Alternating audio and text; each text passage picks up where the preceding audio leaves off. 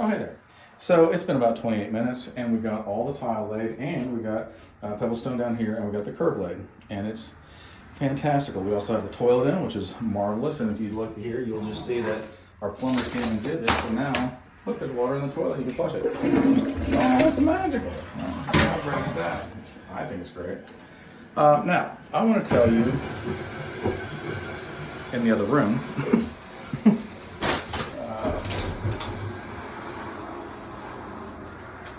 I want to tell you in the other room, because look at all this progress. And by progress, I mean mess that we've made. Okay, so look, we're almost ready. We're going to do granite in the morning.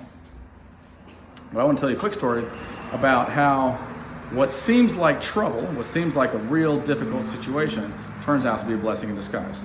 I used to own a music venue called Dream World Music Complex in Arlington, okay? And 3 months after I opened, one of the neighbors who was 1.1 mile away decided he did not like me or my establishment. As much as I tried to talk to him and reason with him, he was not having it. Turns out he had been the head of human resources for the city of Arlington for 27 years and now is retired and played golf with the mayor and stuff. And he called the police on me 300 times a month for 4 straight years. It was very expensive, very troubling. They had city council meetings about me and so on and so forth. And when they did one day, somebody from Fort Worth Weekly came and interviewed me, which I was used to interviews. And then I was like, so what's the angle of your story? And he goes, the city council meeting that they're having about you tonight. And I'm like, it's the first I've heard about it. Shouldn't they notify me? He goes, no, they don't have to. So I show up and a police officer gets up and starts lying. He said, the manager of Dreamworld doesn't want to talk to us, whatever. And I'm like, you didn't ask me. I was like, that's not true.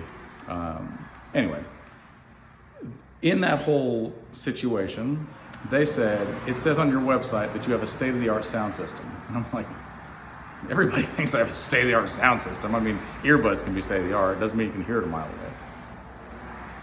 They didn't listen to anything I said. They pretty much shut me down, wouldn't let me talk. And then I realized they're looking at my website. So I wrote, does this seem right to you? And I wrote this long thing about this is what's happened, step by step, play by play, and this is what they're doing to me, and I don't think it's right. I was hoping that the police, the mayor, the city council would look at that and say, the guy's doing a good thing, we should leave him alone or at least talk to him.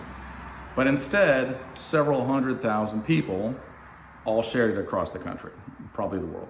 And they're all like, that's what they're doing to us too. That's what they do to clubs and we don't like it and blah, blah, blah. This guy's telling the truth. What else are you gonna write? And I'm like, I'm not gonna write anything. I'm just trying to save my venue. And like, we wanna see what else you have to say. I'm like, I don't have anything else to say. But they kept on. And so I kept writing. And I have 6 books published. I was also published in all kinds of other things, magazines and blah, blah, whatever, okay? This also led to me writing movie scripts. And it also led to me writing a lot of TV show kind of stuff. And it also led to me just getting into film at all in the first place. So really, this person that was very irritating to me and unreasonable to me really ended up being a blessing that launched my career. Here's the interesting thing. If I have a bow and arrow and I take that arrow and I push it real hard, like as hard as I can push it, probably won't be very effective. But if I pull it back first and I launch it, then it will do its job. And sometimes in life, it feels like you're being pulled back, you're going in reverse. Don't worry, you're about to be launched and you're about to be effective. Love you guys, have a good day.